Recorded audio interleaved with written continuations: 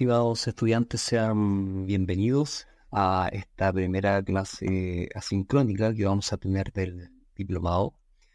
Es un diplomado bastante particular, digamos, es una reconfiguración de un diplomado que teníamos hace algún tiempo en el Instituto Bíblico, pero ahora tuvimos la posibilidad de poder actualizarlo y lo actualizamos con base a muchas herramientas, ¿cierto?, que más están apareciendo, dado el contexto, ¿cierto?, y la construcción de este nuevo paradigma que estamos viviendo desde el año pasado incluso, y que estamos construyendo de a poco, que es la irrupción de la inteligencia artificial también dentro de los procesos educativos.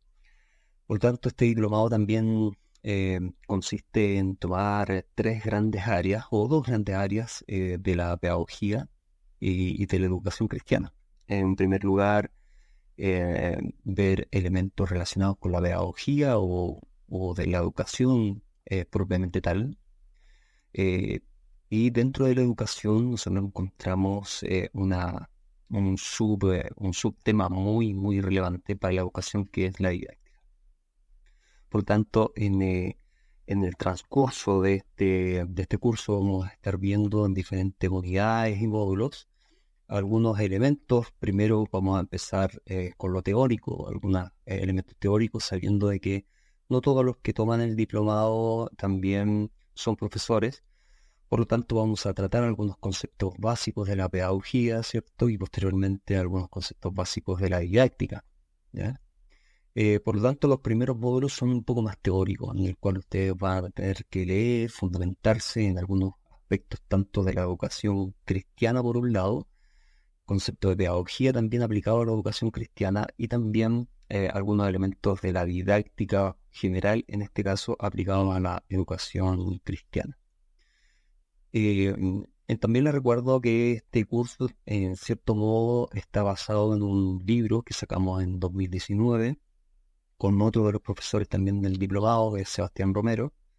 Y este libro lo compusimos y tratamos tres temas importantes, que es la educación teológica, ¿cierto?, la didáctica, las tecnologías, y por otro lado también la historia de la educación cristiana. Así que si usted lo quiere obtener, también hay un vínculo arriba de este video en el cual tiene algunas recomendaciones de dónde poder adquirirlo de manera física, digamos, para uno tenerlo de manera física, ya que no se encuentra, por lo menos en este momento, digital. Sin embargo, también vamos a ir poniendo algunos extractos en la medida que usted va avanzando en la lectura, vamos a poner algunos extractos de ello. Creo que es el primer diplomado en Latinoamérica al menos que trata específicamente la didáctica con herramientas de inteligencia artificial, ¿ya? Más adelante vamos a tratar el tema específicamente de inteligencia artificial y de las tecnologías aplicadas o integradas a contextos cristianos, en este caso contextualizando no solamente en los ambientes, digamos,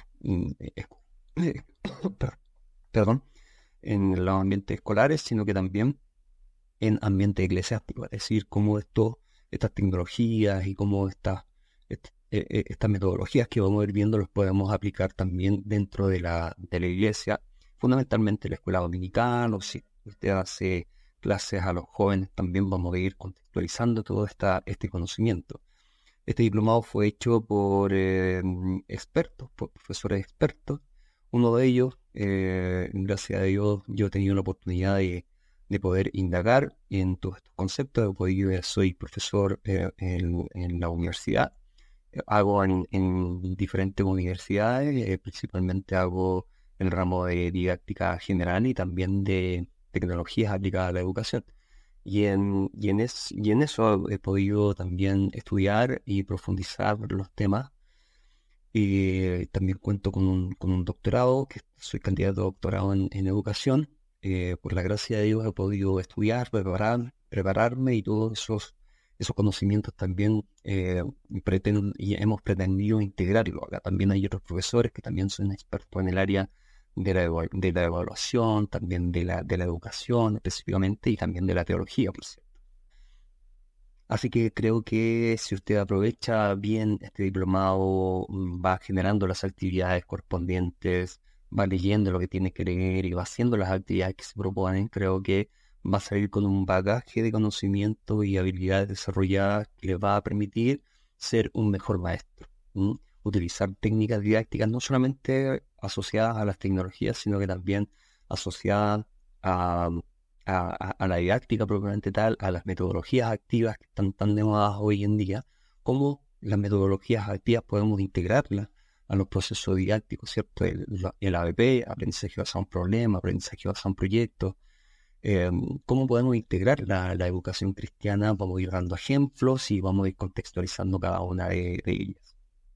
Entonces, esta primera clase les doy la más cordial bienvenida. También aprovecho de darles la bienvenida a este diplomado y a este tiempo que vamos a estar compartiendo. Hay un foro de consultas en el cual usted puede ir preguntando, canalizando cualquier tipo de duda que tenga, ya sea técnica como también de contenido.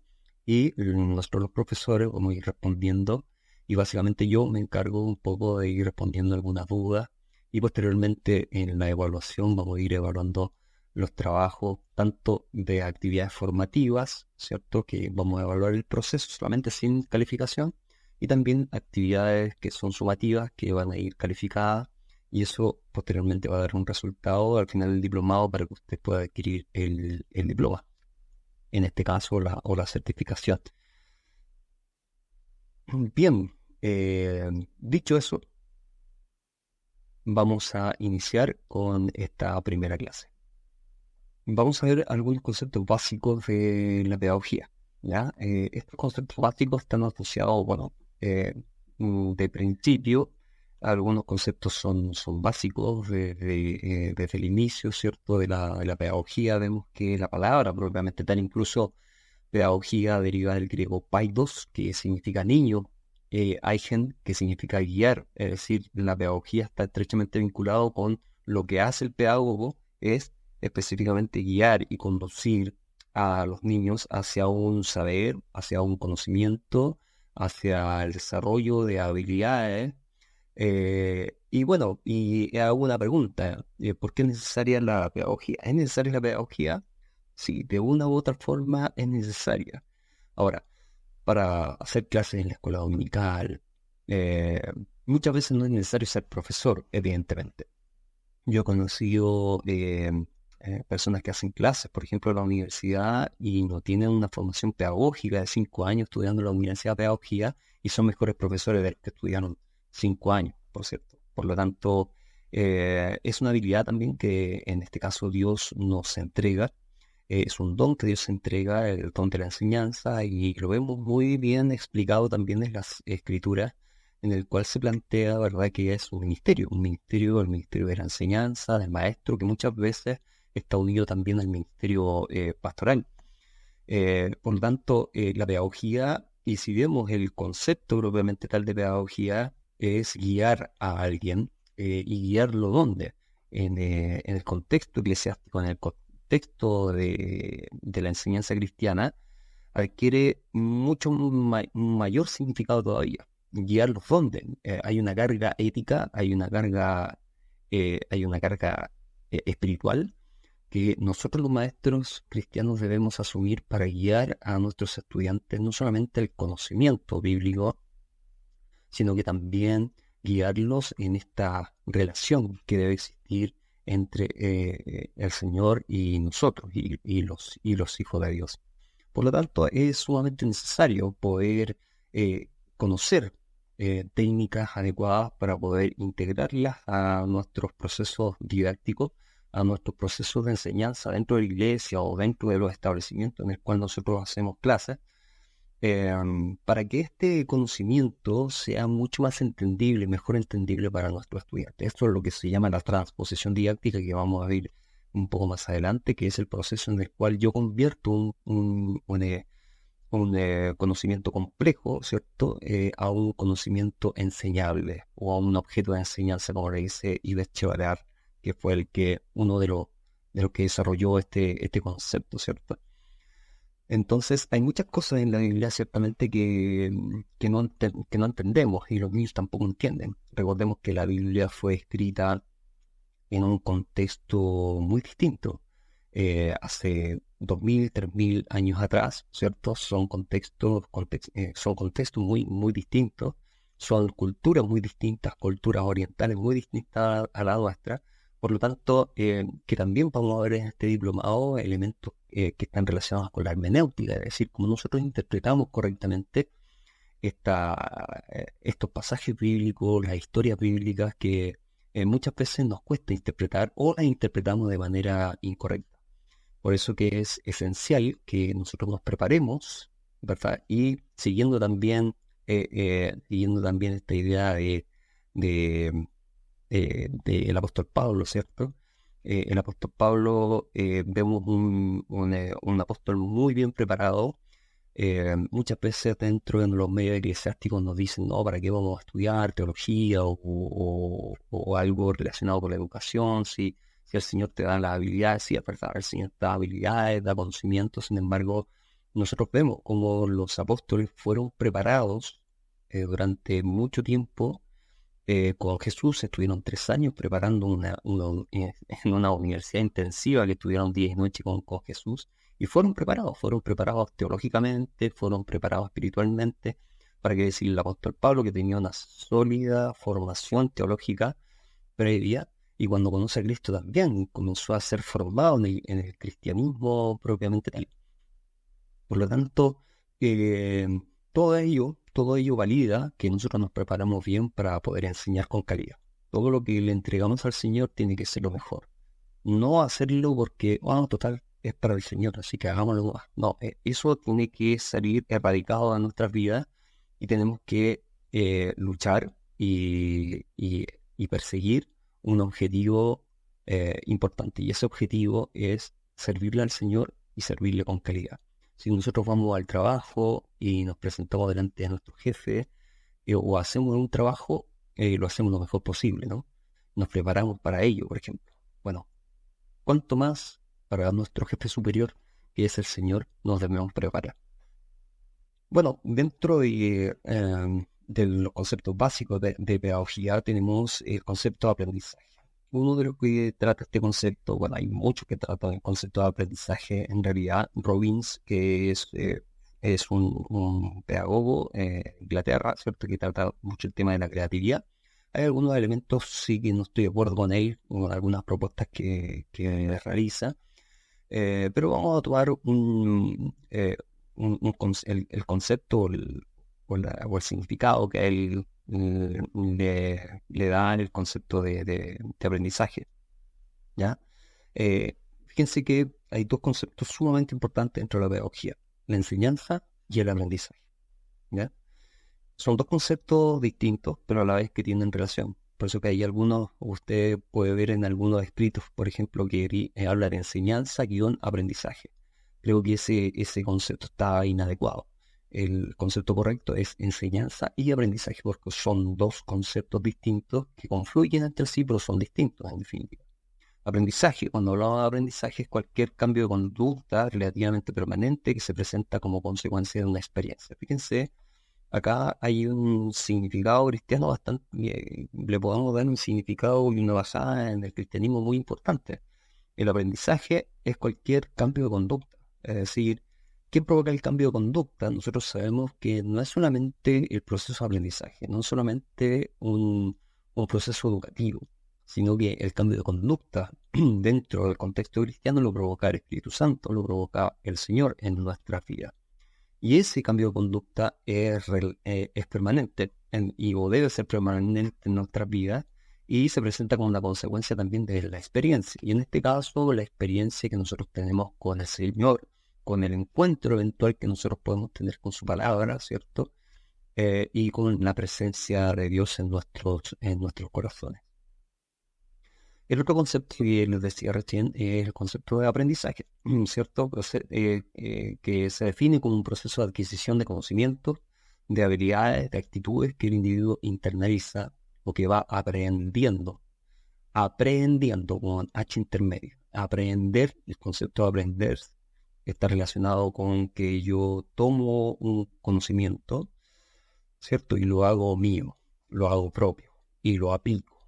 Ese es el proceso en el cual nosotros llevamos a cabo cuando aprendemos algo, ¿ya? Desarrollamos no solamente conocimientos, sino que también habilidades. Y para qué decirles el tema de las actitudes dentro del cristianismo, ¿cierto? Que es sumamente relevante el tema de las actitudes. Otro concepto relacionado con la pedagogía tiene que ver con el currículum, que es el conjunto de criterios, planes de estudio, programas, metodologías, procesos que contribuyen a la formación integral y la construcción de la identidad cultural nacional, regional y local, que esa sería como la definición macro de lo que es currículum. Claro, cuando nosotros hablamos de currículum escolar, vemos muchos documentos ministeriales, por ejemplo, que establece el Ministerio de Educación, establece ciertos contenidos que hay que pasar dentro de los establecimientos. Sin embargo, pocas veces vemos el desarrollo de un currículum cristiano dentro de una iglesia. ¿Mm? Eh, ¿Para qué decirle un currículum cristiano o una asignatura que esté con sus planes, con programas determinados en los establecimientos escolares? ¿Ya? Es muy, muy poco lo que se hace al respecto. Pero dentro de la iglesia, ¿es necesario un currículum? Creo que es necesario. Creo que es necesario para ordenar los procesos educativos dentro de una iglesia, porque si se fijan, la educación dentro de una iglesia es fundamental. La educación cristiana es fundamental. Entonces, ¿podemos decir que el currículum cristiano es necesario dentro de una iglesia? Creo que sí, es necesario, puesto de que nos ordena, nos da una estructura.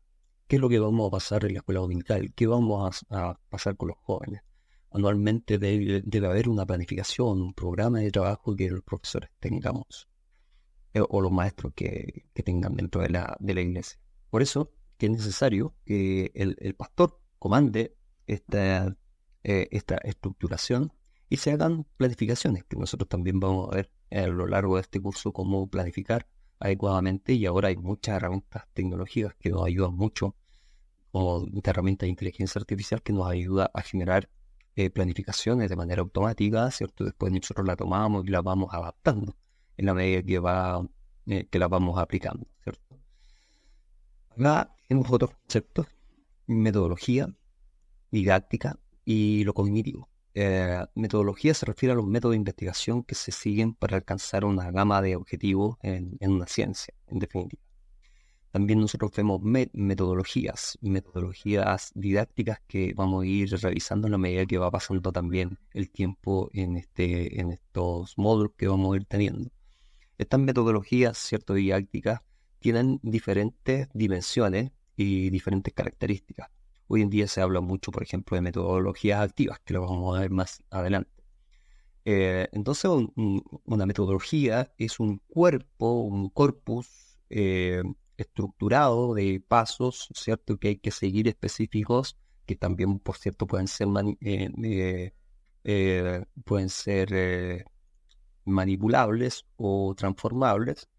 Esta serie de pasos que nosotros vamos siguiendo, ¿para qué? Para llevar a cabo una experiencia educativa determinada. Entonces son métodos que los profesores aprendemos para poder enseñar mejor, y esos métodos están estructurados a través de pasos que nos van a llevar a un éxito o a un presunto éxito, ¿cierto?, al final de nuestro proceso didáctico en este caso. En cuanto a la didáctica, tenemos por una parte la palabra didáctica, que deriva del griego didaktike. Se define como la disciplina científico-pedagógica. Para algunos es ciencia, para otros no, para otros es más arte que ciencia. Sin embargo, tiene como objetivo el estudio de los procesos y elementos existentes en la materia en sí y el aprendizaje. Es decir, la didáctica nos entrega las herramientas adecuadas para poder enseñar mejor. ¿A través de qué? A través de metodologías, a través de herramientas, a través de actividades de aprendizaje, a través de métodos, como estábamos viendo, a través de estrategias y también a través de una serie de recursos que nos ofrece la didáctica para nosotros poder dinamizar y poder hacer más significativo para los estudiantes los procesos didácticos. Y cognitivo tiene que ver un poco más con la memoria, ¿cierto? Tiene que ver más con el proceso de aprendizaje, los procesos cognitivos internos. Y este término es utilizado por la psicología moderna, concediendo mayor importancia a los aspectos intelectuales, más que nada que afectivos y emocionales. Tiene que ver un poco más con la inteligencia. Ahora, acá hay otros conceptos que se pueden ir profundizando, ustedes lo van a ir profundizando en las lecturas. Los conceptos de habilidades son importantes dentro de lo que es la pedagogía. ¿Qué es lo que es una habilidad? Hoy se habla más de desarrollar, más que conocimiento, habilidades. Pero para desarrollar habilidades también es necesario el conocimiento, que por cierto es importante. Muchas veces dejamos muy de lado el conocimiento y tratamos de desarrollar habilidades, y estas habilidades no son totalmente desarrolladas porque debe existir una base y un fundamento para desarrollar este tipo de procesos. Si la habilidad, en definitiva, es una definición simple, es la capacidad de hacer algo y de hacerlo bien, ¿ya? Esas son las habilidades. Bueno, y también todos estos temas que están relacionados con la didáctica, que están relacionados con la pedagogía, la evaluación, las competencias, el análisis, vamos a ir viendo en la medida que va avanzando este tema. Y bien, llegamos al momento de estudiar los paradigmas. Vamos a hacer un breve recuento de los paradigmas educativos específicamente, ¿cierto? Pero primero explicar qué es un paradigma. Un paradigma es un conjunto de teorías, ¿verdad? O es en definitiva un modelo a seguir. Ese es un paradigma. Y vemos que en el transcurso de la historia de la educación han existido muchos paradigmas. Y todas estas teorías, ¿verdad?, se han ido adaptando de acuerdo al tiempo, porque sabemos que la educación es adaptativa, ¿cierto? Todos los procesos educativos hay que adaptarlos al contexto, así como siguiendo las teorías de Vygotsky, en el que plantea que todo proceso educativo debe estar contextualizado. Por lo tanto, los paradigmas, en la medida que ha pasado el tiempo, han cambiado. De hecho, ahora estamos a puertas de un nuevo paradigma, que es el paradigma de la inteligencia artificial, y cómo esta va a incidir en los cambios educativos, porque ciertamente va a existir un cambio en la educación en torno a estas tecnologías emergentes que van surgiendo. Ya hemos visto un gran cambio de esto, digamos, a principios de 2000 hasta el día de hoy, con el desarrollo de las tecnologías de información y comunicación aplicadas a la educación.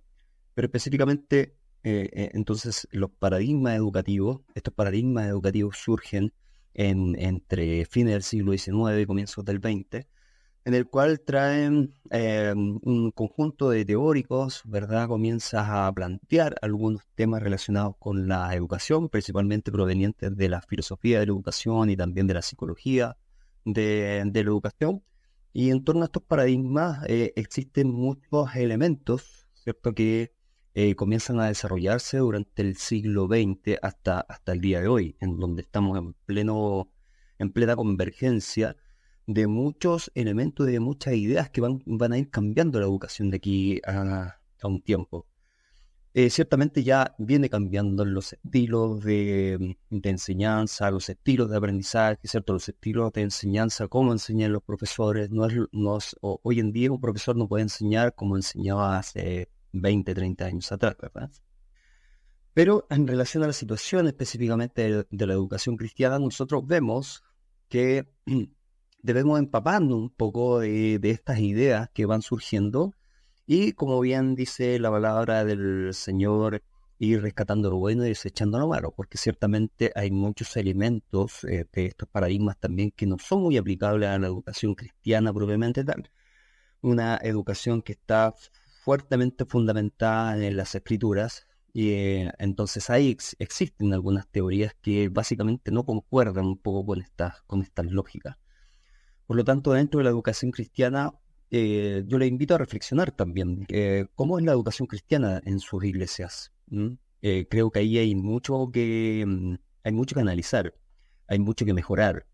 Quizás hay mucho que también que rescatar, porque si bien partamos de la premisa que muchos maestros de escuelas bíblicas o escuelas dominicales no se encuentran preparados pedagógicamente para ejercer, ¿cierto? La enseñanza. Sin embargo, esta enseñanza eh, la vemos reflejada fundamentalmente dentro de la iglesia como un modelo bastante precario en muchas situaciones. Por lo tanto, pero por otro lado, yo también he visto maestros que realmente son buenos maestros, nunca han estudiado pedagogía, pero saben enseñar bien.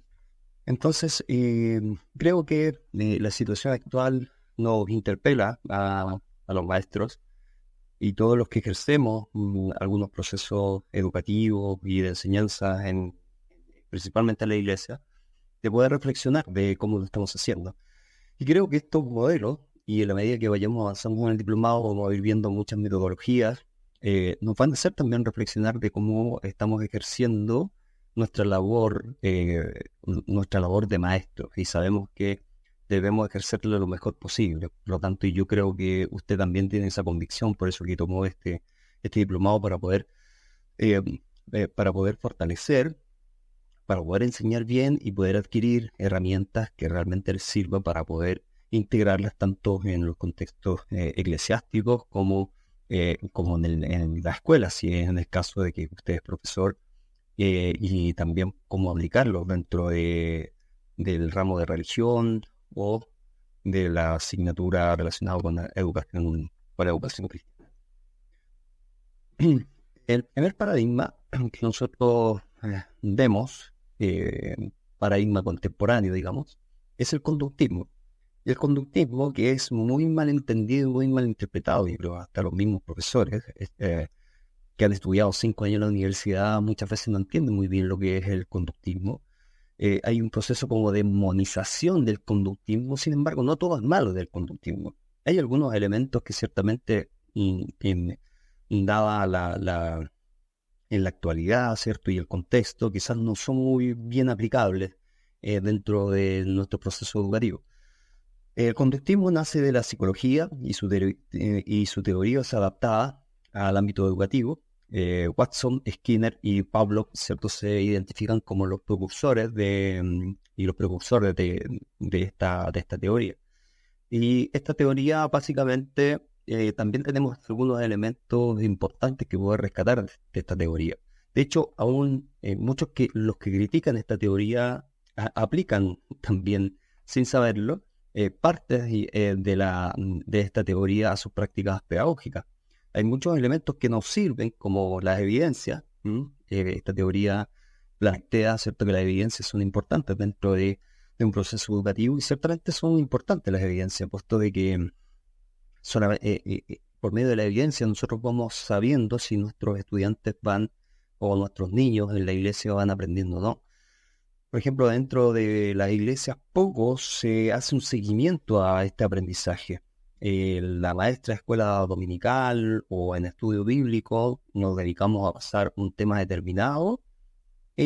Pocas veces hacen preguntas si lo entendieron o no, o al final del estudio hacemos una actividad formativa, no necesariamente que lleve una nota, sino que sea formativa, si se refiere a que sea una actividad que podamos evaluar nosotros como maestros el proceso que se vivió, el proceso de aprendizaje que se vivió.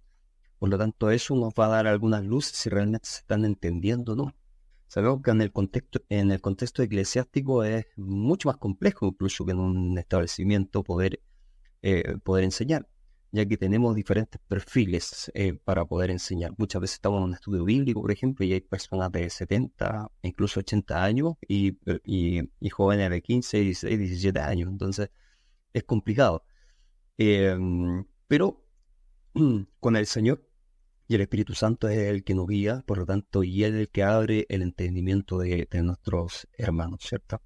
Entonces, acá vamos a ver algunas características eh, de esta teoría, y vamos a ver también en algunos textos que dejamos ahí puestos en el aula, cómo estas teorías se pueden aplicar también. dentro del contexto y del ambiente cristiano.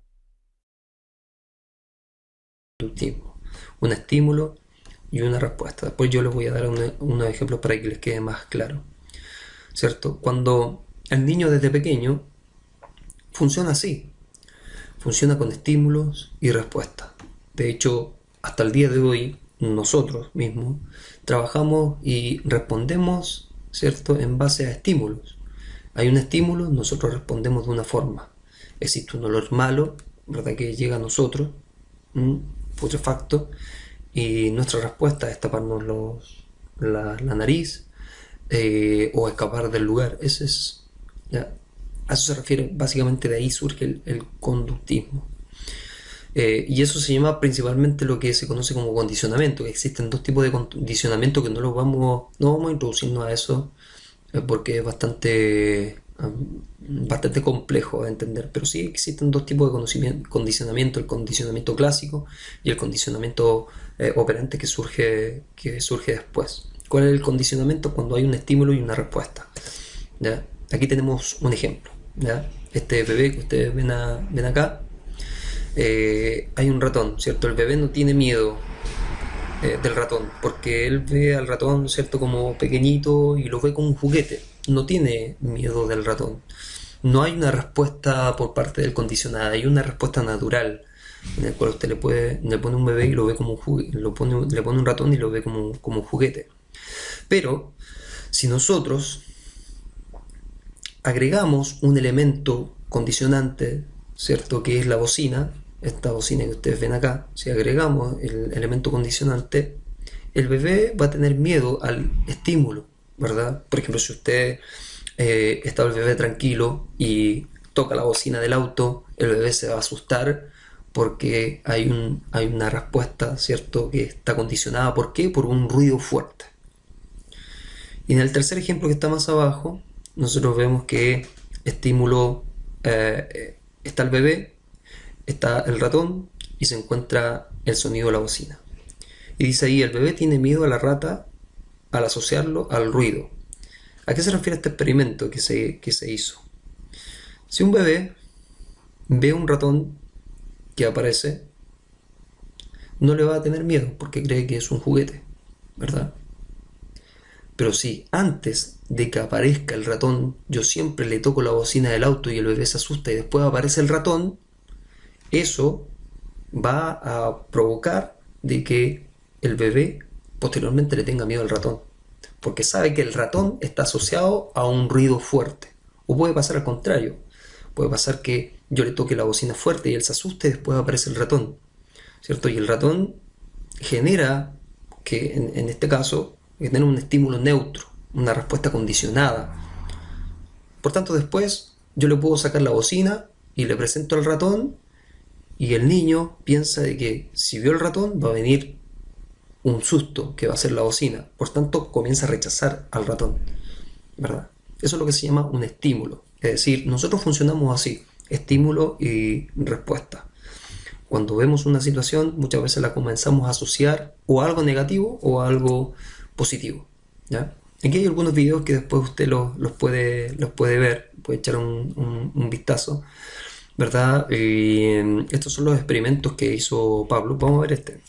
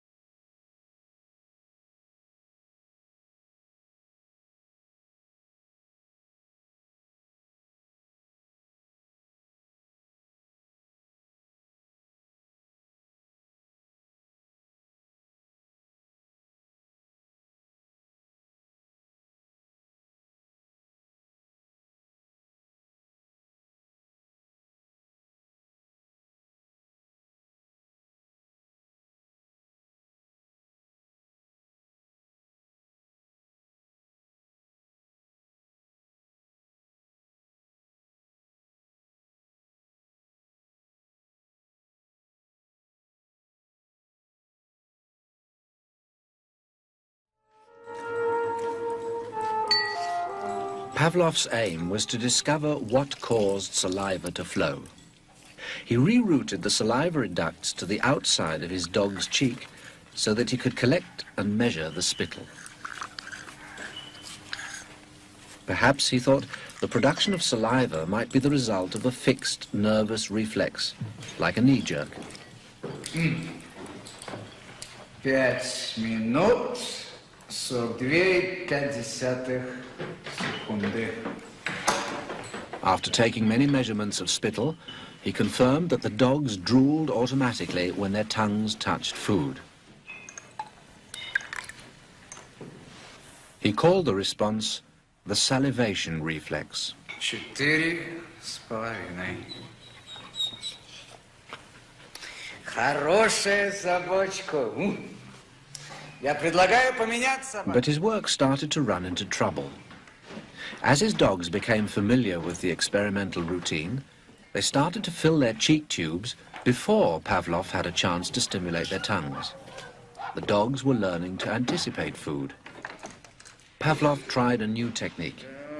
He erected screens so that the dogs couldn't see what was going on. Before passing meat through the hatch, he introduced a stimulus that was totally unrelated to feeding. A ticking metronome.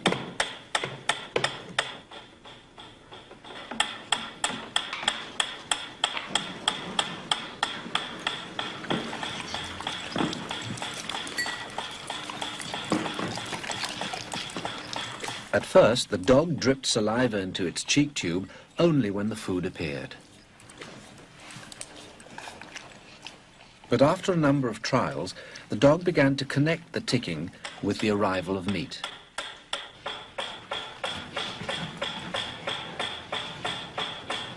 Soon, the sound alone made the dog drool. Eventually, the dog salivated as much to the ticking itself as it did originally to the presentation of food. Полная. Идите сюда. Что я говорил? He called this new response the conditioned reflex. Собака.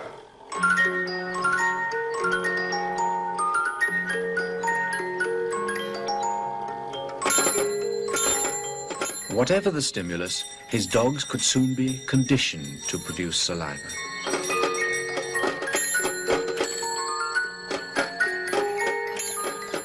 Pavlov believed that he had discovered how animals learned, even in the wild.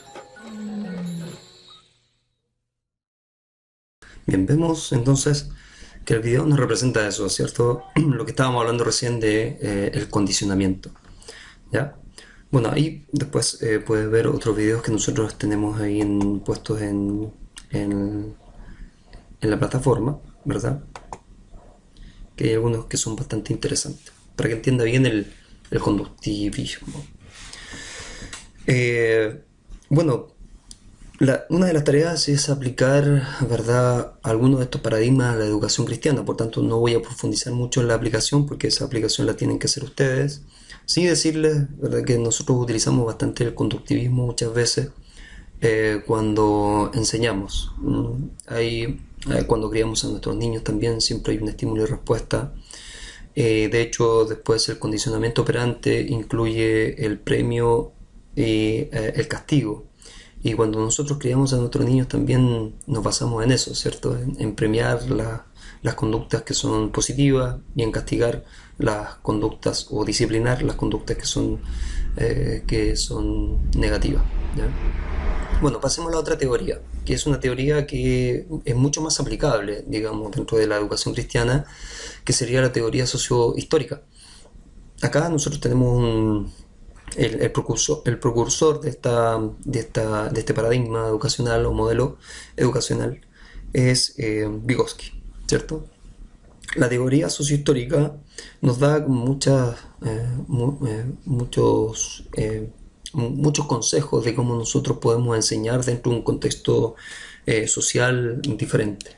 Entonces este paradigma parte de la base que el sujeto aprende influenciado de qué? Influenciado dentro de un contexto histórico determinado, ¿cierto? Influenciado dentro de un contexto Cada uno de nuestros estudiantes, cada uno de nuestros hermanos viene de un contexto social determinado. ¿Ya?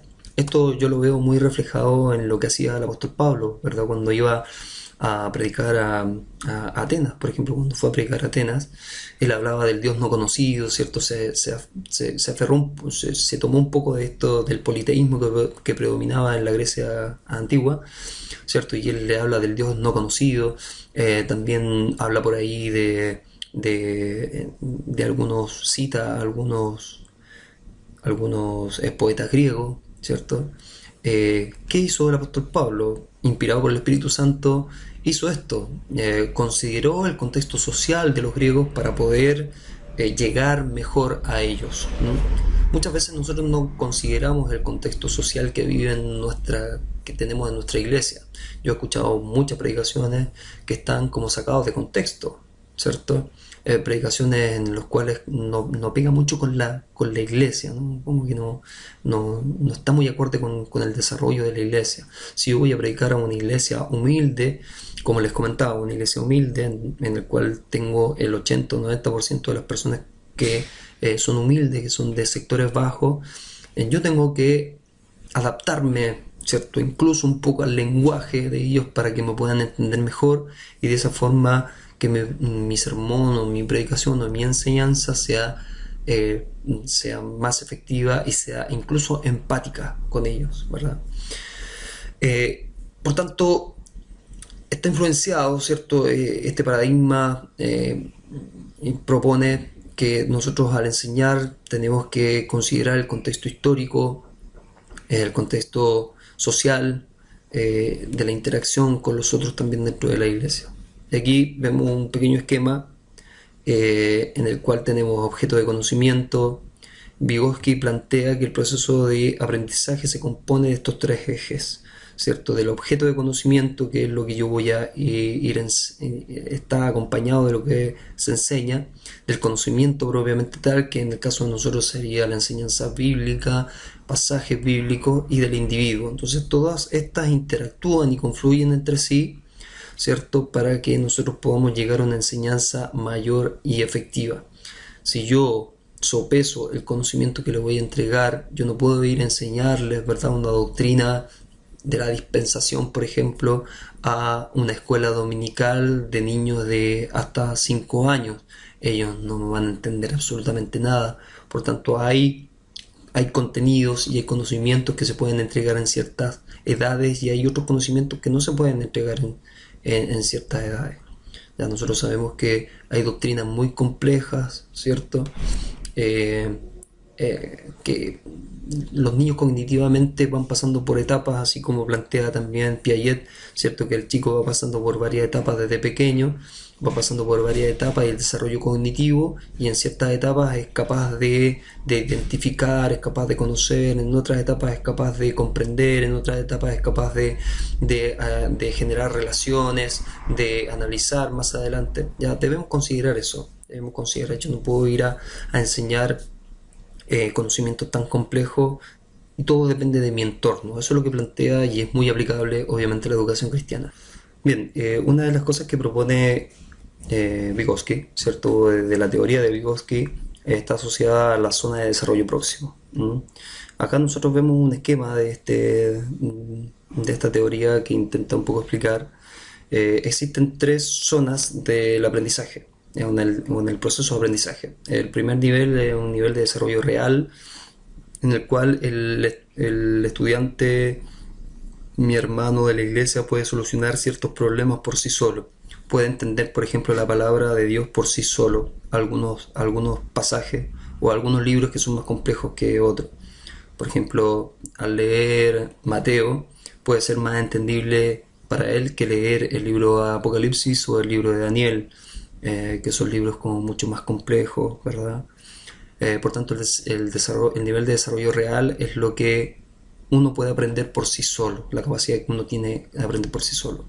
Y el nivel de desarrollo potencial es aquel nivel que yo puedo llegar con la intervención del docente, con la intervención del maestro, con la intervención del pastor de la iglesia, puedo llegar a un conocimiento, ¿cierto? Que me explique, por ejemplo, el libro de Apocalipsis. Si yo no entiendo el libro de Apocalipsis, o entiendo parte del libro de Apocalipsis, si hay un maestro que me enseña el libro de Apocalipsis, este maestro toma el lugar que se llama zona de desarrollo próximo, ¿verdad? Que es la distancia para la resolución del problema de la interpretación en este caso, y lo llevo yo como maestro al nivel de desarrollo potencial, que sería la resolución del problema. ¿Por medio de qué? Por medio de nuestra guía, que ese es el rol en realidad del docente, ¿verdad? Acercar este conocimiento que muchas veces es muy difuso para nuestros hermanos, ¿cierto? Explicarlo de una manera utilizando el procedimiento y metodología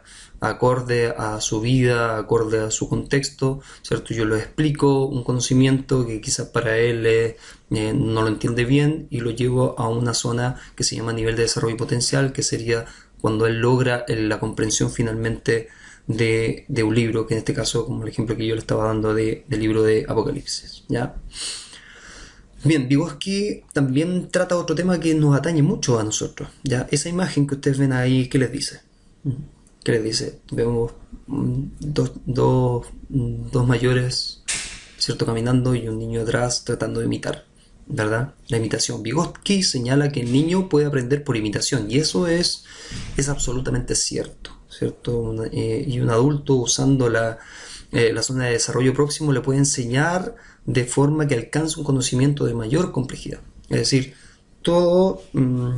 gran parte del conocimiento comienza también por la imitación, y así la persona comienza a reconstruir, ¿cierto? el saber. Por tanto, Vygotsky está muy cercano a lo que es la teoría del constructivismo, que después el constructivismo toma las ideas y los principios de Vygotsky y los aplica. Bueno, ¿para qué decirles? La aplicación a nuestra vida cristiana de esta teoría de Vygotsky. Obviamente nuestros niños siempre van a ver a lo que nosotros hacemos y nos van a imitar lo que nosotros hacemos, sea bueno o sea malo, ¿verdad? Ellos siempre están ahí. No solamente los niños, en un contexto y en un ambiente cristiano, en un ambiente eclesiástico, en una iglesia, nosotros vemos que siempre van a haber personas que nos quieren imitar. Nosotros que enseñamos, tenemos un poco más de atribuciones, no sé si decirlo atribuciones, pero más responsabilidad en la iglesia. Siempre van a haber personas que nos quieran imitar, y es bueno eso, muy bueno. Por eso que Pablo decía, ¿cierto? Daba a entender por medio de sus cartas que lo imitaran a él, hacía un llamado que lo imitaran a él, porque él imitaba a Cristo. Ese debe ser el sentir de nosotros. Y si ustedes se ponen a pensar eso, es una responsabilidad tremenda que nosotros tenemos como maestros, ¿cierto? De que hay personas que efectivamente nosotros somos modelos para ellos. No solamente modelos de nuestros hijos, sino que modelos también para otros hermanos, para los nuevitos que van llegando a la iglesia. Si ellos nos ven en ciertas actitudes que no corresponden, ellos van a decir: oye, se puede hacer esto en la iglesia, se puede hacer esto porque el hermano tanto hizo esto. Ellos son inmaduros espiritualmente y no lo van a entender. Y ahí se incrementa nuestra responsabilidad como maestro, ¿ya? Pasemos a Piaget. ¿Ya? Piaget postula que el ser humano desde pequeño aprende automotivado. ¿Ya? Él plantea de que la automotivación, ¿cierto?, es uno de los procesos que uno pasa para poder aprender de mejor forma. Es decir, cuando algo te motiva, tú lo aprendes mejor. Si a ti te motiva la palabra de Dios y quieres estudiar teología, tú lo aprendes mejor. A ti algo te motivó venir a estudiar esto, lo que estás estudiando ahora, y estás motivado, por lo tanto eso es un incentivo para ti. Bueno, desde pequeño nosotros aprendemos así, buscamos conocimiento, ¿cierto? Levantando teorías, comprobándolas a partir de la experiencia. Y Vygotsky plantea de que el ser humano va pasando por diferentes etapas, ¿verdad? Ahí nosotros las tenemos, la etapa 1, 2, 3, 4. La primera etapa, una etapa motora sensorial. Si todos los que tuvimos y tenemos hijos nos damos cuenta de este desarrollo, En esta primera etapa los niños, ¿cierto? Existe un control motor, el descubrimiento, ¿cierto? Ellos van tomando, se van echando cosas a la boca porque son los sentidos como más desarrollados que ellos tienen, van conociendo su entorno.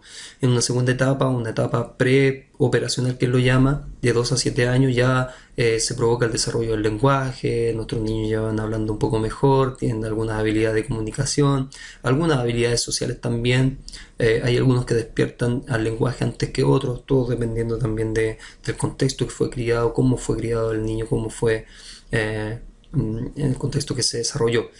Después una etapa preoperacional, que estamos llegando a la preadolescencia, ¿cierto? En el cual ya cognitivamente se desarrolla, comienza a madurar el cerebro, las habilidades cognitivas son mayores, hay mayor entendimiento, uso de conceptos abstractos que podemos enseñarle, y finalmente una etapa ya operacional de preadolescencia y adolescencia propiamente tal, en el cual hay un desarrollo sistemático ya del razonamiento lógico. Todas estas etapas, hermanos, nosotros debemos considerarlas para poder enseñar. ¿Ya? Como yo les decía, como siempre sale ese tipo de ejemplo. Yo no puedo darle porotos, o para los mexicanos que están en el curso, frijoles a un niño, ¿cierto? Si el niño se va a enfermar, si un bebé se va a enfermar, un bebé de 1 año, yo no le puedo dar frijoles o porotos si se va a enfermar, ¿verdad?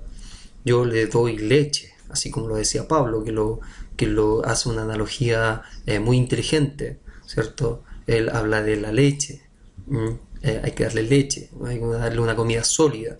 ¿Ya? Si yo lo voy a hacer a los niños de la etapa 2, de 2 a 7 años, ya ellos ya pueden hablar, se pueden comunicar, por tanto puedo desarrollar otro tipo de actividades con ellos, y así sucesivamente. Por tanto, estas fases del aprendizaje y del desarrollo cognitivo nosotros debemos tenerla presente sin duda para poder llegar a aplicar un aprendizaje mucho más efectivo, ¿ya? Dentro de estas teorías del conocimiento que van apareciendo, una de las más importantes sin duda y una de las que más se utiliza hoy día es la de Ausubel, ¿cierto? Que postula que cuando los individuos aprenden, cuando son capaces, aprenden cuando son capaces de encontrarle un sentido a lo que aprenden, ¿ya? Si tú le encuentras un sentido a lo que estás aprendiendo, vas a aprender mejor. Eso es indudable, no cabe duda de eso. Si yo estoy en una materia y tomo un curso y ese curso no me va a servir para nada, yo me salgo del curso porque no me va a servir de absolutamente nada. Pero si yo le hallo el sentido, que este curso me va a entregar ciertas competencias, ciertos conocimientos, habilidades para yo poder aplicarlas, obviamente me voy a sentir motivado. Entonces todo esto se lograría a través de ¿qué? A través de cierta activación de sistemas, de esquemas previos.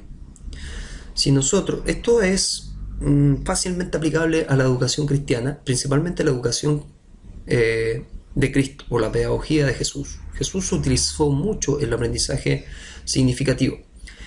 En definitiva, el aprendizaje significativo, yo utilizo los conocimientos previos de mi alumno para construir el aprendizaje.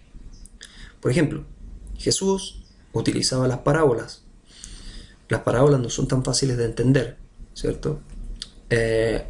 Las parábolas, Jesús utiliza el contexto cultural, ¿ya? La parábola, no sé, yo imagino que cuando estaba ahí y dijo la parábola de la oveja perdida, quizás vio alguien que estaba cuidando una oveja y esa oveja se le escapó, ¿cierto? Y salió persiguiendo la oveja y deja todas las otras para ir, etc. Utiliza el contexto social, ¿cierto? En este caso una sociedad pastoril, una sociedad agrícola como la sociedad hebrea del primer siglo, toma ejemplos propios de esa. Que si Jesús hubiera vivido en este tiempo, hubiera tomado quizás el internet, quizás hubiera tomado como ejemplo o analogía, ¿verdad?, la locomoción, miles de casos. Ese es el aprendizaje significativo, que yo, conocimientos complejos, yo los traiga a una realidad que mi alumno o mi estudiante o mi discípulo sepa. ¿A través de qué? A través de la utilización de sus conocimientos previos. Es decir, la utilización de analogías, ejemplos, ejemplificación de parábolas, ¿ya? Es muy importante en eso. Y nosotros sabemos que por eminencia Jesús utilizaba ese tipo de, de, de conocimientos, ¿cierto? Los conocimientos previos, también a través de las preguntas y respuestas. Por tanto, cuando vemos a todos estos teóricos, nosotros decimos, oye, Jesús lo hacía hace 2000 años atrás, ya Jesús dominaba todo esto. Lo que hicieron los teóricos es tomar todo este conocimiento y ordenarlo nomás y darle una cierta sistematización y secuencia, pero Jesús ya lo hacía en la práctica, ¿cierto? Con sus enseñanzas maravillosas, él utilizaba este tipo de conocimiento, ¿ya? El aprendizaje significativo, no se olviden, es muy importante hacerlo. Ahí van a ahondar después en las lecturas que están puestas ahí respecto al aprendizaje significativo y cómo nosotros lo podemos aplicar también a la iglesia, que es necesario aplicarlo muchas veces. Cuando yo trato de enseñar algo y no doy ejemplificaciones o no traigo ese conocimiento complejo, ¿cierto? Y no lo simplifico, no me van a entender y es necesario entenderlo. Bueno, este esquema que nosotros vemos acá nos explica más o menos conocimientos previos, experiencias vividas. Yo utilizo también la experiencia de mi aprendiz, del que me está escuchando, utilizo las experiencias de ellos y genero conexiones con el nuevo conocimiento que yo estoy entregándoles, ¿cierto? Y aquí hay dos partes. Si no le encuentra sentido a lo que tú le estás enseñando, obviamente no va a aprender, pero si le encuentra un sentido va a aprender y va a aprender de una manera significativa, ¿ya? Ahora, llegamos al constructivismo, que es una de los paradigmas que más se habla hoy día. Es uno de los modelos educativos más actuales que existe. El docente que no es constructivista hoy día, ¿cierto? Es como no sabe nada de pedagogía en realidad. Pero nosotros podemos saber de que el constructivismo podemos aplicarlo en ciertas ocasiones a la iglesia. A la iglesia se puede aplicar el conductivismo, se puede aplicar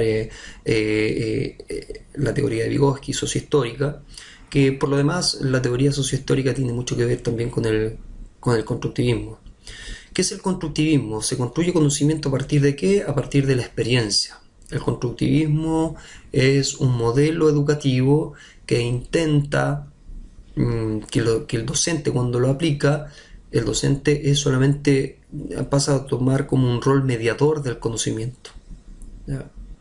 ¿Y quiénes construyen el conocimiento? No solamente el docente construye el conocimiento, sino que también lo construye el estudiante, ¿ya? Dentro del constructivismo encontramos conceptos como el aprendizaje colaborativo. Y el aprendizaje colaborativo, cuando yo lo hago, lo aplico junto en grupos a los estudiantes, por ejemplo, y les doy un texto para que ellos puedan leer, ¿cierto? Y sacar sus propias conclusiones, y van discutiendo el texto entre sí y van construyendo un conocimiento y ciertas conclusiones. ¿Con qué? Con la guía del docente, ¿verdad?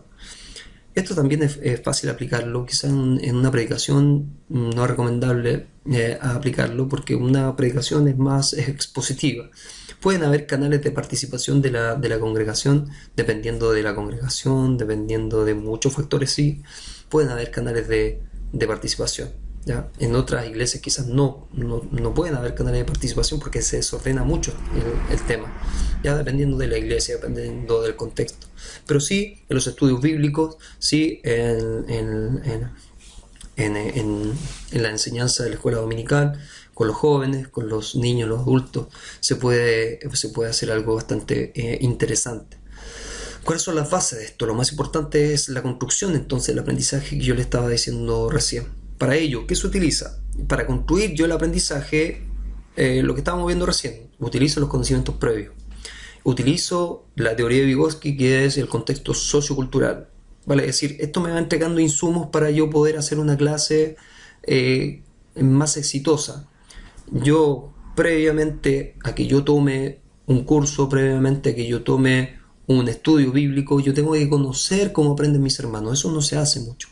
En internet, si usted busca, hay algunos tests para medir y para comprobar cómo aprenden las personas. Entonces hay una serie de preguntas y usted después le arroja un resultado Y este resultado te dice, oye, el grupo de personas que tú tienes aprenden más visualmente, aprenden más, etcétera. Hay diferentes tipos de situaciones que cómo aprende uno. Por tanto, es el contexto lo que me da cierto entender. Aquí hay que tener mucha sensibilidad del Señor para que Él nos dirija y qué es lo que Él quiere entregar a la congregación, etcétera. ¿Cierto? Entonces, el rol del docente en un modelo constructivista es el guía, es el mediador, ¿cierto? Ahora, obviamente podemos mezclar estos paradigmas educacionales que nosotros estamos viendo, ¿ya? Yo les recomiendo que vea este video, que les va a dejar muy claro lo que hemos estado viendo hasta el momento, que es como un resumen de la clase en realidad, ¿ya? Entonces aquí vemos un esquema del paradigma constructivista. Estudia el cómo se reconstruye el conocimiento, desarrolla una formación abierta y flexible, evaluando, preocupándose de la interacción, creando objetivos conceptuales, etcétera. Bueno, ahí es un esquema que usted puede ver que nos va explicando en qué consiste el paradigma constructivista. Bien. Bueno, esa es la primera clase, espero que les haya gustado. Si no entendieron algún concepto, por favor pónganlo en el foro y yo estaré en las preguntas, ¿cierto? En las consultas, y yo estaré respondiéndolas. Les mando mucha fuerza, que el Señor les dé sabiduría, que les dé entendimiento. Sabemos que comenzar a alguien que no ha estudiado hace mucho tiempo, comenzar nuevamente a estudiar es un poco complejo, pero no se desanimen, ¿ya? Les envío mucha fuerza y Dios les guarde.